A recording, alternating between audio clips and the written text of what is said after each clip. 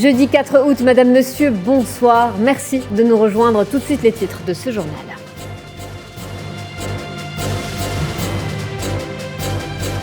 Deux ans après l'explosion du port de Beyrouth, le Liban s'enfonce dans l'une des crises mondiales les plus graves. Le drapeau du palais présidentiel a été mis en berne. Le président Michel Aoun promet que justice sera rendue aux proches des victimes.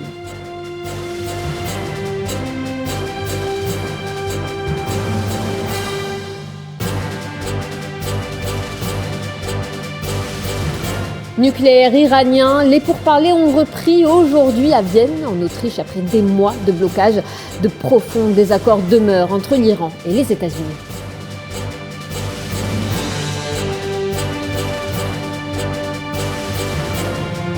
Dégradation de la situation des droits de l'homme au Sahara occidental. Le dernier rapport du collectif de défenseurs des droits humains dans les territoires occupés n'augure rien de bon face aux exactions du Marseille.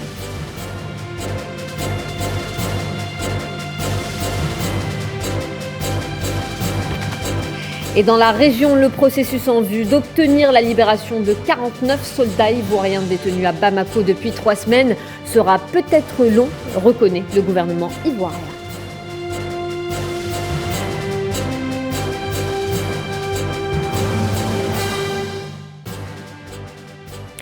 Le 4 août 2020, le Liban vit un drame, un choc avec la dévastatrice explosion au port de Beyrouth. Elle avait fait 200 morts et 6500 blessés.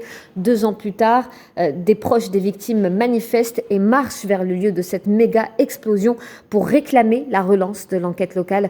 11 ONG internationales ont exhorté les membres du Conseil des droits de l'homme à envoyer à Beyrouth dans les meilleurs délais une mission indépendante et impartiale pour enquêter sur l'explosion.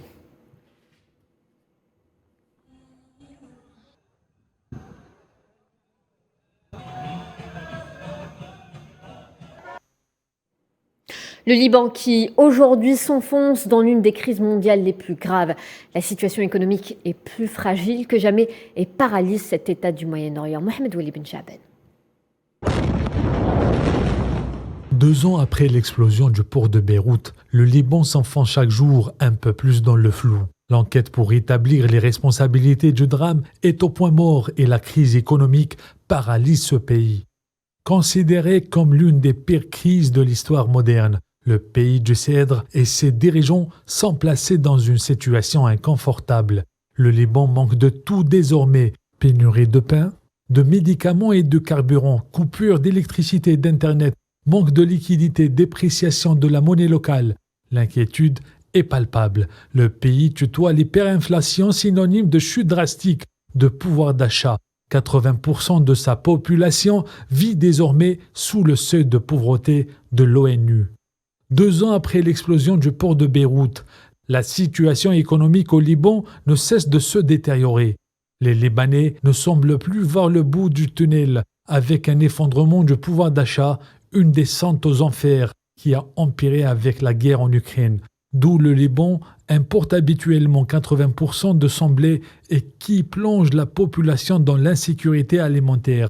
Aujourd'hui, le Liban commémore le 2e anniversaire de la dévastatrice explosion au port de Beyrouth, avec des manifestations de proches des victimes excédées par le blocage de l'enquête.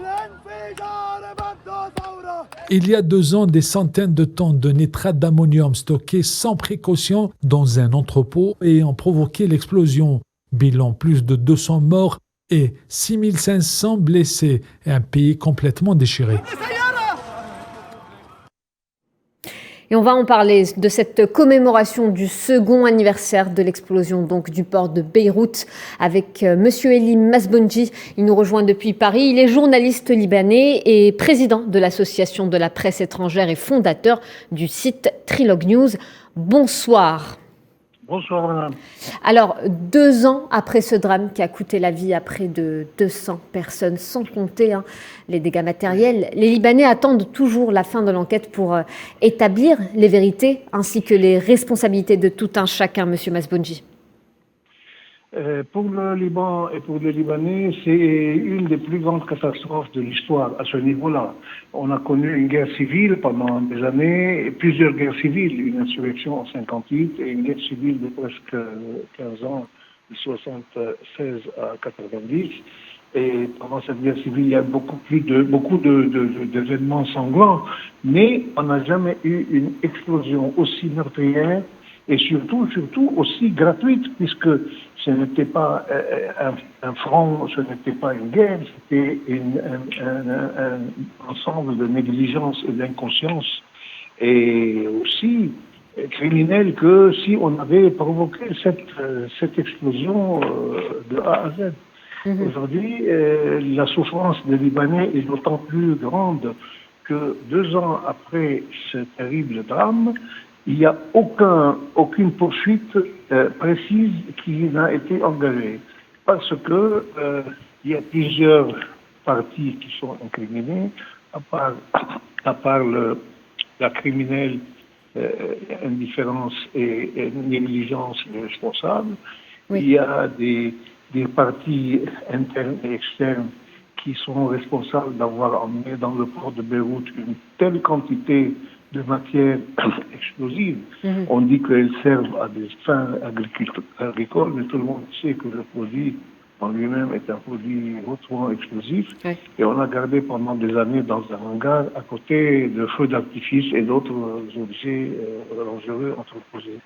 Donc, il y a les centaines de victimes et les milliers de victimes indirectes, c'est-à-dire les gens qui ont perdu leur maison, leur appartement, leurs économies représentées par leur petite maison qu'ils ont mis des années à construire. Oui. Donc, on parle de plusieurs milliers de victimes de cette terrible explosion. Et comme je le disais, le drame n'est pas terminé et la douleur de ces familles qui ont perdu des enfants et qui ont perdu ce qui leur reste non plus, ils sont restés sans abri et sinon des aides provenant d'associations et d'ONG. Mais le but, la demande des gens n'est pas ça. Elle demande à que les responsables soient désignés et traînés en justice et punis. Ça, malheureusement, c'est une affaire politisée et on n'est pas, tout le monde se rend compte qu'on n'est pas prêt d'aboutir. Oui, Elima Sbounji, oui. Vous avez donc mené une interview avec le président français Emmanuel Macron aujourd'hui. Enfin, cette interview est parue aujourd'hui sur L'Orient le Jour. 2 points à retenir dans ces déclarations: le soutien indéfectible de Paris au Liban et la délimitation des frontières dans le conflit maritime entre le Liban et l'entité sioniste. La deuxième chose, je n'ai pas bien entendu, excusez-moi. Donc, les 2 points à retenir dans cet entretien que vous avez mené avec le président français Emmanuel Macron. 1, le soutien indéfectible de Paris au Liban. Et 2, oui, la délimitation des frontières dans le conflit maritime entre le Liban et l'entité sioniste. Oui. Effectivement, deux choses, 2 points, 2 lignes, si vous voulez, se dégagent de cette interview. Si l'on accepte les phrases clés, les phrases très fortes à l'adresse des responsables libanais et autres, mettant le doigt sur la dangerosité et sur le drame du Liban, la première, donc, comme vous le dites si bien, souligner la responsabilité des uns et des autres, et le deuxième, c'est l'aide de la France indéfectible, c'est-à-dire le président Macron s'est engagé à aider le Liban en toutes circonstances. Il l'a déjà prouvé en venant au Liban quelques heures après l'explosion pour aller dans les rues à la rencontre des gens, etc. Malheureusement, selon le fameux proverbe « aide-toi et le ciel t'aidera », on peut dire aujourd'hui aux Libanais, à tous les Libanais, aidez-vous pour que la France et les amis dans le monde vous aident. Malheureusement, la corruption qui a atteint un degré incroyable empêche toute opération ou toute intervention ou, si vous voulez, toute action allant dans le sens de faire valoir la justice et surtout de sortir le Liban de cet enfer dans lequel il se trouve, du fait de la corruption, du fait de l'imbrication d'éléments externes et internes qui sont en train de miner le pays et de le mener à la ruine. Mhm. Et brièvement, concernant le conflit justement maritime, sur la délimitation des frontières. Excusez-moi, j'ai des problèmes d'appareil, des problèmes de téléphone. Monsieur Masboundji, nous parlions donc du deuxième point important de cet entretien avec Emmanuel Macron, la délimitation des frontières dans le conflit maritime. Oui. Voilà, donc très brièvement. Oui. Tout le drame libanais, avec toute son horreur, s'aggrave aujourd'hui par un litige frontalier concernant la frontière maritime du Liban, qui est, comme vous le savez, frontalier d'Israël. On ne peut même pas parler de frontière, puisque le Liban est toujours en guerre avec Israël, et c'est une ligne de cessez-le-feu. C'est un peu ridicule, mais c'est encore une ligne de cessez-le-feu. Ce qui rend les choses plus difficiles, parce qu'il ne peut pas y avoir de contact direct. Il ne peut pas y avoir de contact direct franco-libanais. Donc ce sont les Nations Unies et les États-Unis qui se sont proposés pour servir d'intermédiaire. Ces pourparlers, malheureusement, n'ont pas abouti jusqu'à maintenant. C'est un problème technique qui est la ligne à adopter. Et cette ligne est très importante. Ces lignes sont très importantes dans la mesure où elles délimitent la frontière des eaux territoriales ou qui englobent, ou si vous voulez, qui contiennent des gisements de gaz et de pétrole extraordinaires, surtout du gaz, je dirais. Donc ça aggrave la situation et ça aiguise les envies et les appétits des corrompus qui dirigent le pays, malheureusement. En plus d'avoir saigné à blanc le pays, ils ont encore l'œil sur ce qui est sous la mer. Ils ont pillé la terre et ils veulent aujourd'hui, ils veulent piller les gisements sous-marins. Merci Elie. Merci Elie Masboundji. Vous étiez en direct avec nous. Merci pour toutes ces précisions. Je le rappelle, vous êtes journaliste libanais et vous étiez avec nous depuis Paris, en France. Le drapeau libanais est baissé au palais présidentiel de Bagdad pour commémorer justement les 2 ans de l'explosion du port de Beyrouth. Cette énorme explosion qui avait été ressentie jusqu'à Chypre, île méditerranéenne située à environ 200 km. Nucléaire iranien. Dans le cadre de la politique de levée des sanctions contre son pays, l'équipe de négociation iranienne s'est rendue ce jeudi à Vienne afin de participer aux pourparlers. Ils se tiennent avec la coordination de l'Union européenne et la participation des États-Unis d'Amérique. Imen Merad. Les négociations autour du nucléaire iranien ont repris jeudi à Vienne après plusieurs mois de blocage afin de tenter la relance du processus et surtout essayer de stopper l'escalade technologique de Téhéran. C'est la première fois depuis mars dernier que toutes les parties négociatrices se retrouvent autour de la même table dans la capitale autrichienne pour mener à bien l'opération de sauvetage de l'accord moribond de 2015. Le dit accord vise à garantir le caractère civil du programme nucléaire de l'Iran, accusé de vouloir se doter d'armes atomiques. À la suite du retrait unilatéral des États-Unis en 2018 sous l'ardeur de l'ex-président des États-Unis d'Amérique Donald Trump et du rétablissement des sanctions américaines, Téhéran s'est graduellement affranchi de ses obligations, dépassant le taux d'enrichissement d'uranium de 3,67%, atteignant les 20% début 2021, franchissant le seuil inédit de 60%, se rapprochant des 90% nécessaires à la confection d'une bombe. Les États-Unis participent tout de même à ces pourparlers de manière indirecte. Dans un message sur le réseau social Twitter, l'envoyé de Washington Robert Malley a annoncé son voyage à Vienne tout en tempérant son enthousiasme. Nos attentes sont mesurées, mais les États-Unis sont prêts de bonne foi à tenter de trouver un accord. On sera vite fixé pour savoir si l'Iran est prêt à la même chose. Suite à l'échec des négociations au Qatar fin juin entre Américains et Iraniens, un projet de compromis a été soumis par Joseph Borrell, le chef de la diplomatie européenne, le 26 juillet dernier, appelant les parties à l'accepter pour déjouer une dangereuse crise.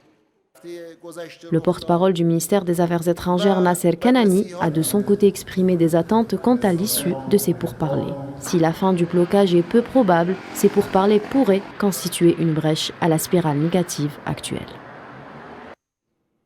En Irak, 6e jour de manifestation des partisans de Moqtada Sadr. Ils occupent le Parlement du pays depuis presque une semaine pour protester contre la nomination d'un bloc rival au poste de Premier ministre. Le leader chiite Moqtada Sadr avait réclamé hier, mercredi, la dissolution du Parlement irakien et des législatives anticipées, estimant qu'il n'y avait aucun intérêt à dialoguer avec ses adversaires dans un contexte de paralysie politique totale.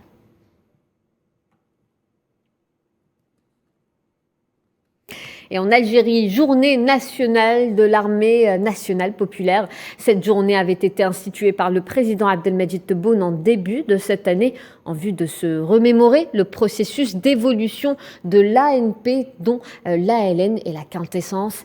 Et à l'occasion, une cérémonie de distinction a été organisée au Centre national de l'armée à Bni Messous, Alger. Une cérémonie supervisée par le président de la République, chef suprême des forces armées et ministre de la Défense nationale, Abdelmadjid Tebboune.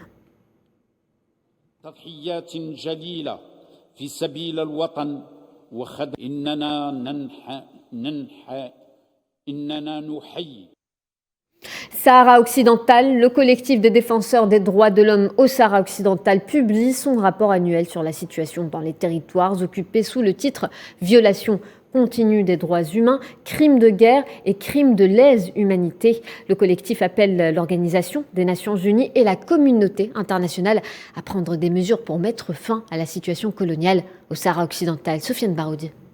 Le collectif des défenseurs des droits humains au Sahara occidental questionne l'opinion internationale sur le futur du processus de décolonisation de la dernière colonie du continent africain. Dans son rapport annuel publié la semaine dernière, la CODESA documente les violations des droits humains perpétrées par les forces d'occupation marocaines entre septembre 2020 et décembre 2021. Le document rapporte que la répression a augmenté sensiblement dans les territoires occupés du Sahara occidental depuis la rupture unilatérale du cessez-le-feu par l'armée d'occupation en novembre 2020. Le rapport affirme qu'au moins 20 exécutions extrajudiciaires ont été menées et que plus de 121 Sahraouis ont été arrêtés pendant que 264 personnes souffrent de lésions graves et de blessures conséquentes à différentes attaques menées par le royaume occupant. Dans le sillage, il est à rappeler que plusieurs civils de différentes nationalités ont été assassinés au moyen d'armes de guerre par le régime d'occupation marocain. La situation des prisonniers politiques sahraouis est également soulignée. Des dizaines d'entre eux souffrent de mauvais traitements caractérisés dans les geôles marocaines. Le collectif rappelle également le pillage des ressources naturelles privant le peuple sahraoui de ses droits économiques fondamentaux, en plus de l'interdiction de toutes les missions de contrôle des droits humains dans les territoires occupés. À ce propos, la visite du représentant du secrétaire général des Nations Unies a été récemment ajournée pour une carence de crédibilité des interlocuteurs proposés par le Royaume. La responsabilité historique de l'État espagnol dans la décolonisation du Sahara occidental est également pointée, surtout avec la poursuite de la politique du fait accompli colonial accélérée par la coopération sécuritaire entre le Royaume et l'entité sioniste. Pour rappel, Human Rights Watch avait récemment épinglé Rabat sur plusieurs questions inhérentes aux violations des droits humains, atteinte à la liberté d'expression, répression et harcèlement contre journalistes et militants d'opposition incarcérés arbitrairement. Cette situation de pourrissement se conjugue à une conjoncture internationale très tendue et à une crise multidimensionnelle sans précédent qui traverse la monarchie, ce qui implique des risques grandissants d'implosion sociale à l'ombre de la montée de la colère populaire. On va en parler avec le président du Comité national algérien de solidarité avec le peuple sahraoui, Monsieur Hayachi. Bonsoir. Bonsoir. Alors, on vient de l'entendre, le rapport annuel du collectif des défenseurs des droits de l'homme sur la situation des droits de l'homme au Sahara occidental ne cesse de se dégrader. C'est ce que dénonce ce rapport. Le Maroc, qui se croit donc tout permis face à un peuple désarmé qui ne demande que le droit à l'autodétermination, un droit fondamental et surtout inaliénable, Monsieur Saïd Hayachi. Les pratiques de violation des droits de l'homme par le Makhzen, c'est-à-dire les autorités marocaines, sont maintenant clairement établies. D'ailleurs, à ce propos, il y a deux volets d'exercice de ces violations. D'abord au Maroc même, où, comme l'a souligné votre journaliste, il y a une dégradation importante de la vie pour les populations vulnérables et même pour celles de la classe moyenne qui n'existait plus d'ailleurs. Il y a donc des pratiques maintenant bien ancrées dans les coutumes d'oppression et de répression du prison, l'intimidation, les faux procès avec de faux délits tels que le viol, l'espionnage, la diffamation, etc. pour un peu beaucoup intimider les gens qui gênent, les gens qui haussent la voix contre l'ordre établi d'une monarchie féodale de droit divin, se dit-elle. Cela pour le volet au Maroc. Maintenant, au Sahara occidental, bien sûr, les violations sont documentées, clairement établies, vérifiées par nombre de organisations internationales et par d'autres institutions multilatérales. Et bien sûr, tout cela amène à pointer le Maroc comme étant un État tout à fait non respectueux des droits de l'homme et dénoncé dans tous les cénacles internationaux. D'ailleurs, le Conseil des droits de l'homme à Genève va étudier cette situation en novembre et les Sahraouis vont déposer 29 dossiers établis, les derniers en date, 29 dossiers établis, documentés, vérifiés, pour dénoncer cette situation que fait Human Rights Watch, mais que font beaucoup d'autres ONG, telles qu'Amnesty International, Frontline, la Fondation Kennedy, et même le Parlement européen, et même le département d'État américain. Oui. Et donc, ce qu'on attend surtout maintenant, c'est est-ce que le régime marocain va être sanctionné pour ces violations répétitives et qui durent depuis maintenant bon nombre d'années. Oui. Merci Saïd Hayachi. Je le rappelle, vous êtes président du Comité national algérien de solidarité avec le peuple sahraoui. Le Maroc à la tête des principaux pays d'origine et de départ de la résine de cannabis. C'est ce qui ressort du rapport mondial sur les drogues 2022 publié par l'Office des Nations Unies contre la drogue et le crime. Le Maroc est donc premier pays africain en matière d'importance de la culture du cannabis dans la décennie 2010-2020. Khaled Batache nous fournit plus de détails. Le Maroc est à la tête des principaux pays d'origine et de départ de la résine de cannabis et premier producteur et exportateur mondial de cette drogue. Le constat du rapport mondial sur les drogues 2022, publié par l'Office des Nations Unies contre la drogue et le crime, est implacable.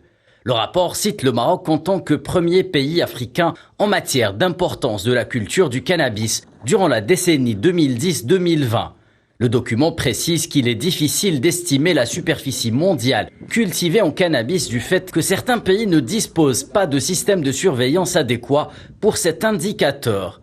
Le rapport onusien signale en outre que la plus grande partie du trafic de résine de cannabis se fait du Maroc vers l'Espagne et de l'Afghanistan vers d'autres pays de l'Asie occidentale, notant que la substance marocaine est également destinée à d'autres pays d'Afrique du Nord vers la Libye, puis à l'Égypte via le Sahel et également transporté par voie maritime à travers la Méditerranée. S'agissant de l'impact de la culture du cannabis sur l'environnement dans la région du Rif au nord du Maroc, le rapport stipule.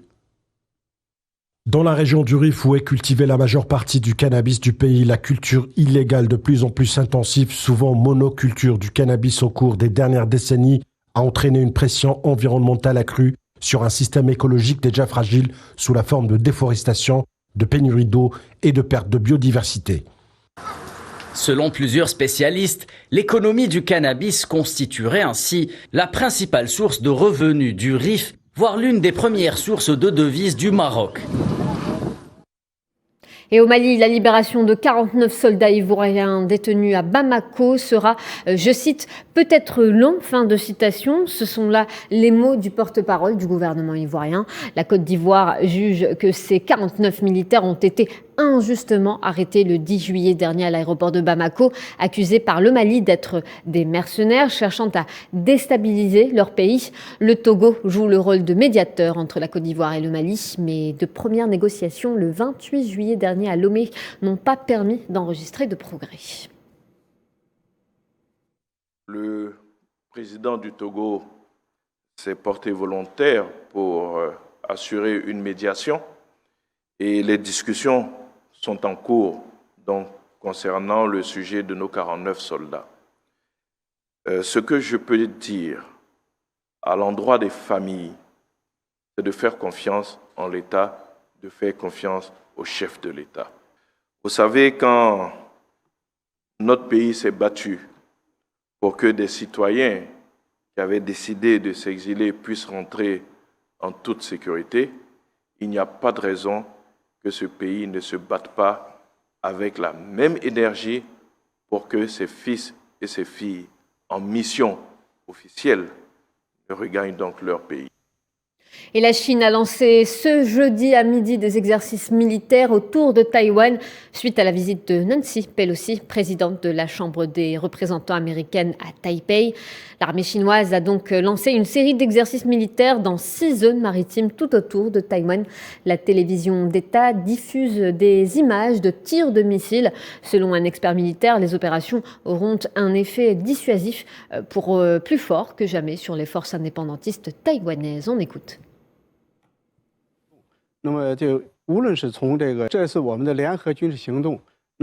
Cette opération militaire conjointe en termes de force de l'exercice couvre la terre, la mer et l'air, y compris la force de soutien stratégique du Bureau des roquettes. La capacité des opérations conjointes a été grandement améliorée. Deuxièmement, il y a de nombreux exercices, y compris une série de sujets sur le contrôle des risques de la mer jusqu'aux airs. Troisièmement, la portée du lieu de l'exercice est relativement large.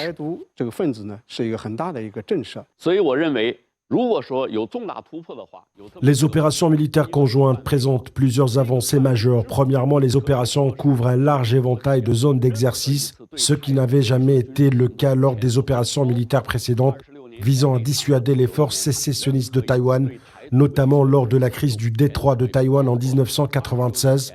Deuxièmement, les opérations sont menées à une proximité sans précédent de l'île de Taïwan. Troisièmement, les opérations auront un effet dissuasif plus fort que jamais sur les forces indépendantistes taïwanaises et sur les forces hostiles extérieures. Et au Royaume-Uni, le gouverneur de la Banque d'Angleterre, Andrew Bailey, annonce une hausse des taux d'1 demi-point de pourcentage. Cette mesure drastique vise à contrer l'inflation qui accélère encore pour atteindre des records en 40 ans. Il s'agirait de la plus forte hausse depuis 1995 qui porterait le taux directeur britannique à 1,75%. La flambée des prix du gaz provoquée par le conflit en Ukraine ainsi que les perturbations des chaînes d'approvisionnement et un marché de travail tendu par à la fois la pandémie de la Covid-19 et le Brexit contribuent à renforcer cette inflation.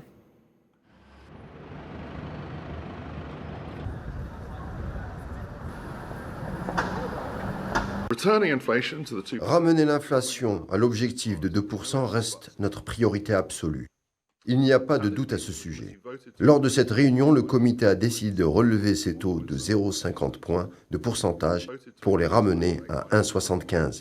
Le comité a estimé qu'une mesure plus ferme était justifiée, car certains signes indiquent que les pressions inflationnistes deviennent plus persistantes et s'étendent à des secteurs plus axés sur le marché intérieur.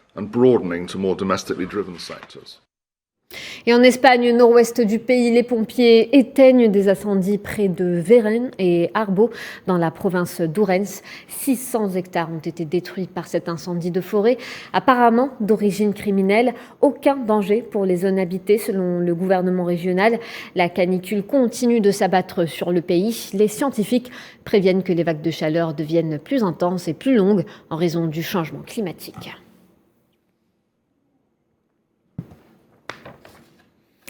Et voilà, c'est la fin de ce journal. Et en parlant de climat, tout de suite un point météo avec Amel Lamziane Zitouni. N'hésitez pas à scanner le QR code qui s'affiche au bas de vos écrans pour suivre l'actualité en continu sur nos réseaux sociaux. Retrouvez la Carcal demain à 18h. Quant à moi, ça sera à 19h pour le journal. Bonsoir.